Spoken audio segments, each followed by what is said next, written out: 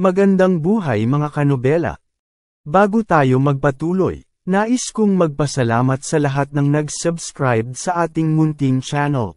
At sa mga hindi pa nakapag-subscribe, kung maaari ay mag-subscribe na sa aking channel at pindutin ang notification bell para updated kayo sa bawat kabanata. Maaari rin kayong mag-like, comment, at e-share ang ating video para malaman din ng iba nating mga kanobela. Maraming salamat po. Ang ganti ng inapi. Kabanata 1,001 hanggang 1,005. Kabanata 1,001. Nang makitang pumunta si Claire sa banyo ng kwarto para maligo, pumunta si Charlie sa guest bathroom sa parehong palapag para maligo. Ito ay mabuti para sa paninirahan sa isang villa. Napakaraming banyo, kaya hindi na kailangang pumila. Mas mabilis na naligo si Charlie at paglabas ni Claire ng banyo, nakalabas na siya pagkatapos na maligo at nakahiga na sa kama. Nakita ni Claire si Charlie na naka-vest at shorts na nakahiga sa kama. Nagulat siya saglit bago nagsalita, "Bakit ka natutulog sa kama?"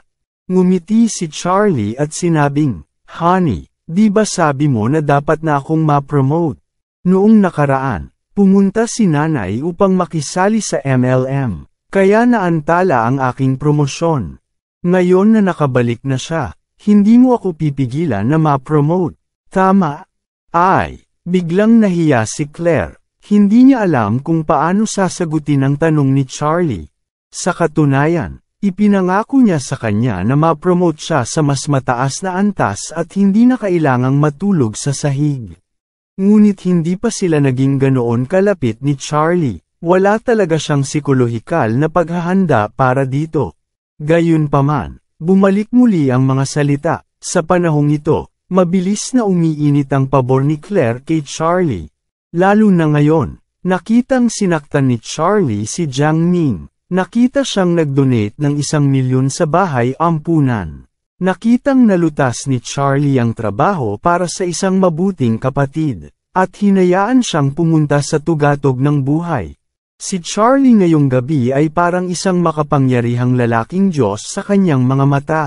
Minsan, sobrang nakakataba ng puso, ganun siguro yung feeling ng love.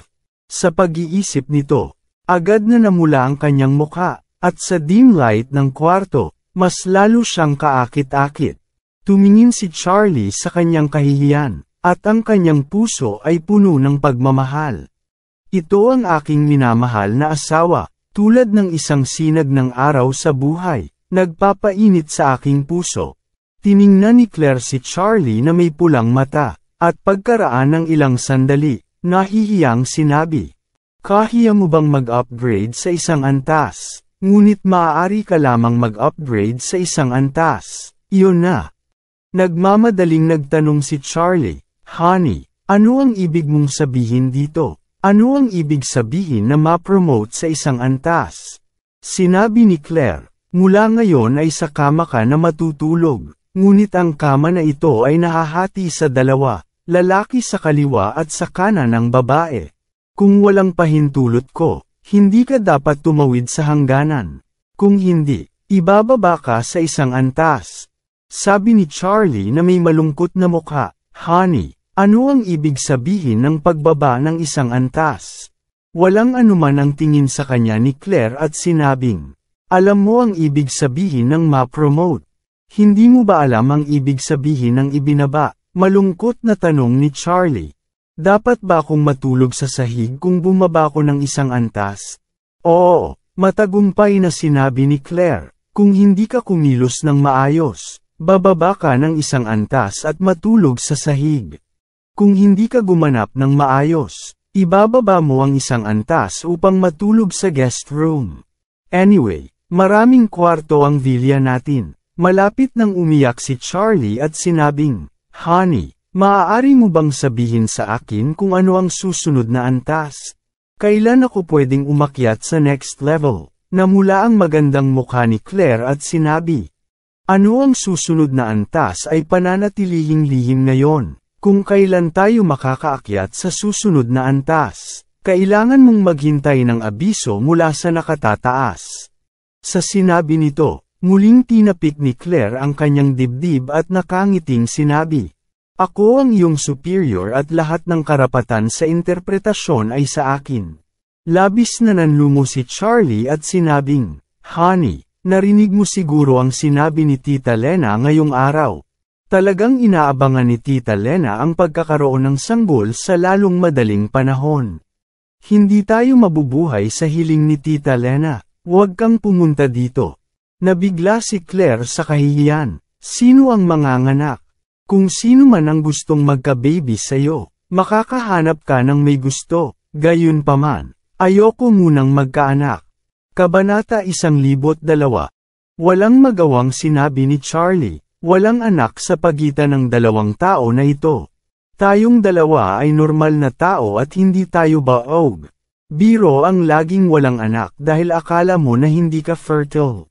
Ayaw mo bang tumingin sa ibaba? Claire curled her lips and said, "Kapag may nagtanong sa akin, sasabihin ko sa kanila na ikaw ay walang fertility. Hindi ba ayos lang yon?" Pagkasabi nito, muling sinabi ni Claire, "At alam mo naman nakakarating mo lang sa ikalawang antas ngayon. Alam mo ba kung gaano karaming antas ang magkaroon ng isang anak?" Sinabi kaagad ni Charlie, "Dapat nasa ikatlong antas." Bumuntong hininga si Claire, "Gusto mong maging maganda." Pagkatapos ng lahat, kinuha ni Claire ang kanyang kubre kama mula sa sahig. Inihagis ito sa ibabaw niya at sinabing, "Isang tao, isang kubre kama, bawal kang tumawid sa hangganan. Kamay, paa, katawan, buhok, wala kahit saan. Kung tatawid ka sa hangganan, ibababa kita." Walang magawang sinabi ni Charlie. "Well, alam ko, hindi ako dapat tumawid sa hangganan. At hindi pa ba ito sapat?" Nahihiyang ngumiti si Claire at sinabing, "Ito ay halos pareho." Pagkatapos magsalita, binuksan niya ang kanyang kubre kama, tumalikod kay Charlie at humiga sa kama. Pagkahiga na ni Claire sa kama, binalot niya ng mahigpit ang sarili. Namumula na parang malapit na siyang magdugo, sumulyap kay Charlie, at mabilis na ibinaling ang ulo. Sa sandaling ito, gusto siyang yakapin ni Charlie at bigyan ng kiss. Gayunpaman, dahil ang paggalang sa mahabang panahon ay dumating, siya dapat ay hindi mabalisa para suwayin siya. Sa anumang kaso, siya ay na-promote sa isang antas at nakahiga sa parehong kama na isang malaking pagpapabuti. Sa mga darating na araw, siya ay gaganap na mabuti, at kayang umakyat sa ibang antas. Siguro kapag nakarating na siya sa susunod na antas, 2 tao ang maaaring matulog sa isang kama. Sa pag-iisip nito, bigla siyang nakaramdam ng matinding saya. Si Claire ay hindi nangahas na tumingin sa kanya. Iniabot ang kanyang kamay para patayin ang ilaw at sinabi, "Ay late na, matulog ka na." Matapos patayin ang ilaw, madilim ang kwarto at hindi niya makita ang mga daliri. Ito ay napakatahimik na maririnig niya na parang may nahulog na karayom sa lupa. Malinaw na naririnig ni Charlie ang paghinga ni Claire, at ang kanyang paghinga ay medyo mabilis. Tila dapat siya ay kinabahan ng husto sa oras na ito. Kung karaniwang natutulog si Claire, ang kanyang paghinga ay napakapantay at banayad. Kaya tinanong siya ni Charlie, "Honey, gising ka pa ba?" Tanong ni Claire. "Ano ang problema?" Medyo kinabahan din si Charlie at nagmamadaling sinabi, "Wala lang, gusto ko lang makachat ka." Sabi ni Claire, "Ano ang gusto mong pag-usapan? Sabihin mo sa akin." Ngumiti si Charlie, ibinaling ang kanyang ulo para tingnan ang outline ni Claire at nagtanong, "Honey, kumusta ang takbo ng iyong kumpanya kamakailan?" Sabi ni Claire, "Hindi naman masama. Ang Embrand Group at ilang iba pang kumpanya ay nagbigay ng ilang mga order. Isa-isa kong idinisenyo ang mga ito at naghahanap ng mga taong gagawa ng mga ito. Ngayon ang pangkalahatang sitwasyon ay bumuti, at ang account ng kumpanya ay mayroon na. Ang pagbabayad ng ilang milyon ay paunang bayad lamang. Kung tatapusin ko ang kasalukuyang mga proyekto, dapat lumampas sa 10 milyon ang bayad. Nagulat si Charlie at sinabing, "Wow, asawa ko, ang galing mo. Gaano nakatagal na nakagawa ka ng 10 milyon na account?" Sinabi ni Claire, "Ang 10 milyon ay isang account lamang, at ang aktwal na kita ay halos 2 milyon lamang. Ang 2 milyon na ito ay hindi gaanong kikitain sa pagpapakita ng feng shui sa iba." Dahil doon, nagmamadaling sinabi ni Claire kay Charlie, "Siya nga pala, hindi mo dapat sabihin kay nanay ang mga numero na sinabi ko sa iyo. Kung malaman ni nanay na milyon ang account ng kumpanya, siguradong makakakuha siya ng mga maling ideya." Nagmamadaling sinabi ni Charlie, "Asawa ko, nakikinig ako sa iyo at hinding-hindi ako magsasalita." Kabanata 103. Nakaramdam ng kaba si Charlie matapos itanong ito. Hindi niya alam kung anong klaseng sagot ang ibibigay ni Claire sa kanya. Sa sandaling ito, bigla niyang naramdaman ang isang bagay na tumama sa kanyang mukha. Sa susunod na sandali, naramdaman niya ang object, na siyang maliit na oso na karaniwang niyayakap ni Claire para matulog. Sa oras na ito, narinig niyang sinabi ni Claire sa kanyang tainga, "Napakagahaman mo, karaniwan kang naglalaro ng mobile game. Mas mahirap mag-upgrade, paano ito magiging napakasimple?"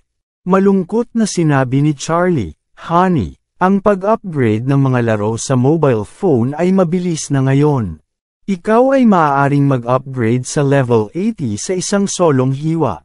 Nagpanggap si Claire bilang isang customer service ng isang partikular na kayamanan at sinabi, "I'm sorry, ang ganitong uri ng pag-upgrade ay hindi magagamit sa ating pamilya. Iminumungkahi kong pag-isipan mong subukan ng ibang laro." Nagmamadaling sinabi ni Charlie, "Hindi, ayaw kong subukan ng iba pang mga laro. Gusto ko lang itanong kung maaari mo ba akong bigyan ng mabilis na paraan para i-upgrade ang larong ito." Ngumiti si Claire at sinabing, "Pasensya na, wala tayong mga shortcut sa ngayon." "Sige," bumuntong hininga si Charlie at sinabing, "Patuloy akong magsisikap." Tumango si Claire bilang kasiyahan at nagsabi, "Sa kasong ito, ang panig ng customer service ay para makaalis sa trabaho ngayon. Kung mayroon kang anumang mga katanungan, mangyaring bumalik bukas ng umaga." Nang makita siyang mapaglaro, nagmamadaling sinabi ni Charlie, "Okay, pag-usapan natin ito bukas ng umaga." Muling sinabi ni Claire, "Kung gayon, mangyaring huwag ibaba ang tawag. Pagkatapos ng isang beep, magkomento ka sa aking serbisyo." Isang ay lubos na nasisiyahan, 2 ay nasisiyahan, at 3 ay hindi nasisiyahan.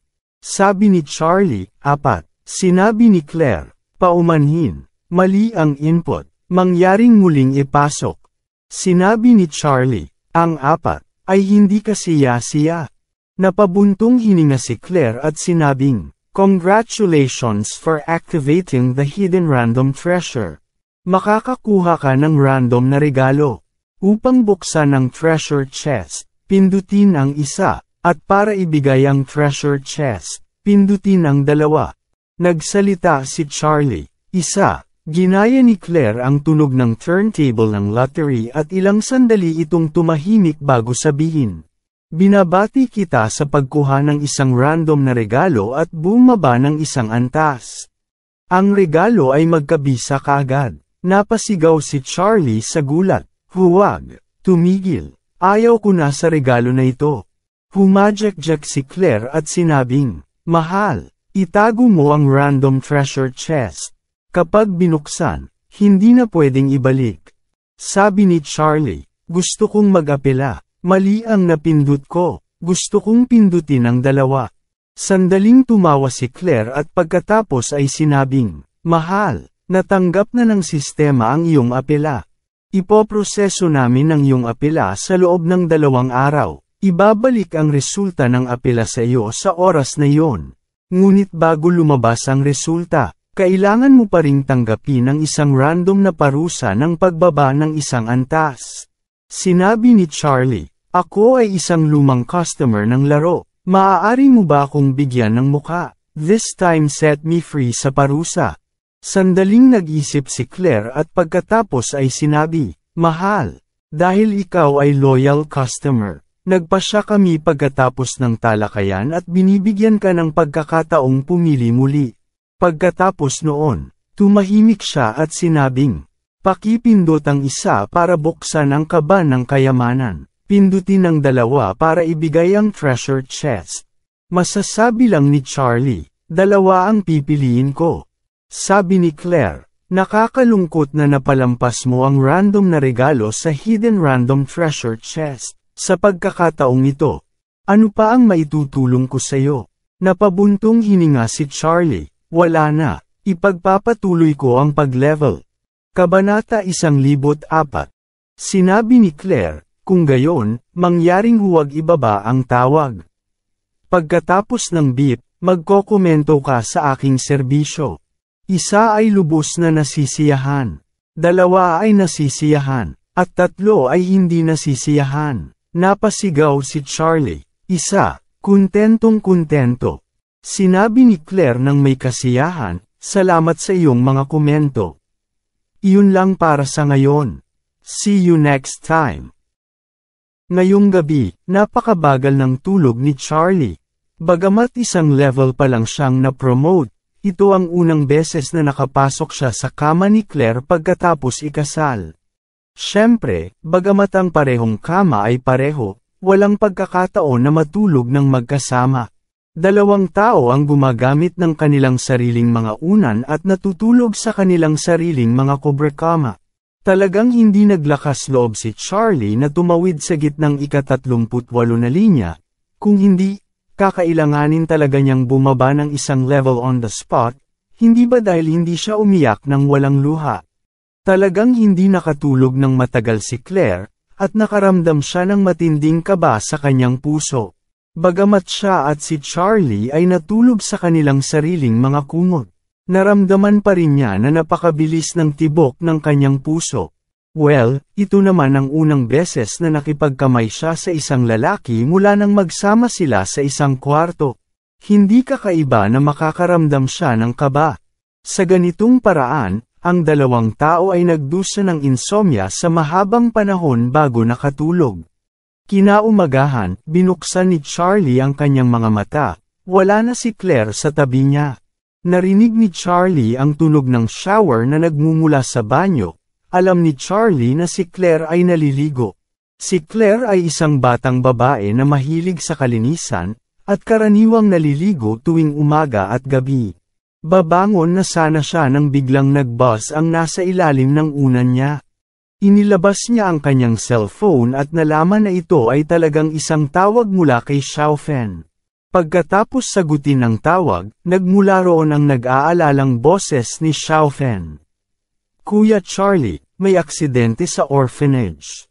Nagmamadaling tanong ni Charlie, anong nangyayari? Ano ang nangyari sa welfare institution? Huwag kang mag-alala, dahan-dahan lang. Nabulunan si Xiaofen at sinabing, 10 bata ang nawala, pinaghihinalaang dinukot sila. Ano? Parehong balisa at galit si Charlie nang marinig niya na ang mga bata sa welfare home ay ninakaw. Nagmamadali siyang nagtanong, Xiaofen, sabihin mo sa akin ang detalye, kung ano ang nangyayari. Nagmamadaling sinabi ni Xiaofen, kaninang umaga, ang tiyahin na namamahala sa mga sanggol at maliliit na bata sa loob ay pumasok sa trabaho kasama ang tiyahin sa night shift. At nalaman na ang tiyahin sa night shift ay natutulog ng walang malay. Wala na lahat ng 10 bata sa isang kwarto. Siya ay binigyan ng malakas na pampamanhid. Galit na galit si Charlie. May mga tao na masyadong matapang na gawin ito, at naglakas loob na magnakaw ng mga anak sa ampunan. Umiyak si Xiaofen at nagsabi, nangyari ang ganitong bagay noon, ngunit natuklasan namin ito sa tamang panahon dati. Ngayon ang mga human trafficker ay partikular na laganap. Hindi lang sila naglakas loob na magnakaw mula sa ampunan, naglakas loob din silang magnakaw sa ospital, at magnakaw sa mga tahanan. Ninakawan pa nila ang mga anak ng ibang tao sa kalye. Pagkatapos magsalita, sinabi muli ni Xiaofen, ang pangunahing dahilan ay, ang negosyong ito ay masyadong kumikita para sa kanila. Kahit sinong bata ay maaaring ibenta ng humigit kumulang 100,000. Kung ito ang uri ng magandang bata, hindi kayang manganak ng mga mayayaman na ito. Sila ay handang magbayad ng mataas na halaga. Nagmamadaling nagtanong si Charlie, ano ang sitwasyon ngayon? Tumawag na ba kayo ng pulis? Nagmamadaling sinabi ni Xiao Fen, matagal nang tumawag ng pulis si Tita Lena at ang Dean. Ang kaso ay binuksan para sa investigasyon, ngunit sinabi ng pulisya na sila ay nag-isip na ang night shift na tita ay na-anesthetize bandang 3:00 ng madaling araw, ibig sabihin, 4 na oras na ang lumipas ngayon. Maaaring umalis na sila sa Ores Hill o pumunta sa probinsya sa mga oras na ito. Kabanata 105. Sa sandaling ito, galit na galit si Charlie. Hindi niya inasahan na ang isang human trafficker ay magiging matapang at nagkaroon ng ideya na kunin ang mga bata sa ampunan. Sa pag-iisip ng mga batang ito, maaari silang ibenta sa mga walang prinsipyong pulubi, o kahit naging disabled sila. Gusto ni Charlie na basagin ang mga bangkay ng mga trafficker na ito. Kaya agad niyang sinabi kay Xiao Fen, Xiao Fen, nasaan ka ngayon? Ikaw ba ay nasa bahay ampunan? Oo, sabi ni Xiao Fen. Kagagaling ko lang sa police station, si Tita Lena at yung iba pa ay nandoon pa rin. Sige, sinabi agad ni Charlie, hintayin mo ako sa orphanage. Pupunta ako ngayon. Pagkatapos magsalita, ibinaba niya ang telepono, hindi pinansin ng asawa at nagmamadaling lumabas. Pagdating sa unang palapag, si Elaine, na nakasuot ng malaking pulang pajama, ay naiinip na nagsabi, Charlie, bilisan mo. Magluto ka na at nagugutom na ako. Kumunat ang noo ni Charlie at naiinis na sinabi. Kung gusto mong kumain, ikaw mismo ang magluto nito. Kinagat ni Elaine ang kanyang mga ngipin at nagmura. Oh, kahanga-hanga ka na ngayon. Tumango si Charlie at sinabing, kung makakakuha ka ng ganitong kalaking vilya, mabibilang pa kaya kita. Nang marinig ito ni Elaine, biglang nagbago ang mukha niya. Charlie, anong ibig mong sabihin? Sa tingin mo ba nakakamangha ang ginawa mong vilya? Nagsimula ka nang sumasagot sa akin. Malamig na sabi ni Charlie. Oo, noong tumira ako sa bahay mo noon, ano ang ugali mo sa akin? Sana ay pagnilayan mo ito ngayon. Baka mamaya, tratuhin kita ng hindi maganda. Ikaw. Ang pagmamataas ni Elaine ay nawala ng 80% ng sabay-sabay, at talagang napagtanto niya na ibang-iba na si Charlie kaysa dati. Sinabi niya noon na kumakain siya sa kanyang tahanan at nakatira sa kanyang tahanan, ngunit ngayon, ay tila baligtad na ang lahat. Sa pagkakataong ito, lumabas na rin si Jacob sa elevator, at nang makita niya si Charlie na parang siya ay lalabas. Tinanong niya si Charlie, saan ka pupunta? Sabi ni Charlie, pupunta ako sa orphanage, may nangyari sa ampunan. Nagmamadaling sinabi ni Jacob, nagkataon na kailangan kong pumunta sa Calligraphy at Painting Association para sa mga gawain. Ihahatid na kita. Tumango si Charlie. Okay Dad. Galit na sinabi ni Elaine. Jacob, bawal kang umalis. Ipagluto mo ako ng almusal. Naiinis na sinulyapan siya ni Jacob. Magluto ka, huwag kang kumain kung hindi ka magluto. Pagkatapos niyang magsalita ay hindi na niya ito kinausap. Umalis si Jacob at si Charlie. Nagngangalit si Elaine sa galit. Ngayon ay hindi siya pinapansin ng dalawang lalaki sa pamilya, at ang kanyang kamahalan sa pamilyang ito ay hindi na umiiral. Lalo na si Jacob, na sobrang ambisyosa kahapon na gusto na niya itong hiwalayan. Ang asong ito ay kasal sa kanya ng higit sa 20 taon, at hindi siya nangahas na sumigaw ng ganyan sa kanya.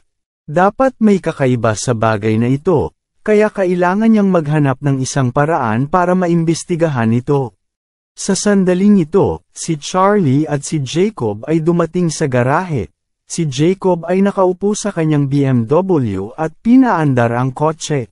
Sa sandaling umalis ang kotse sa bahay, Hindi na makapaghintay si Jacob na magtanong.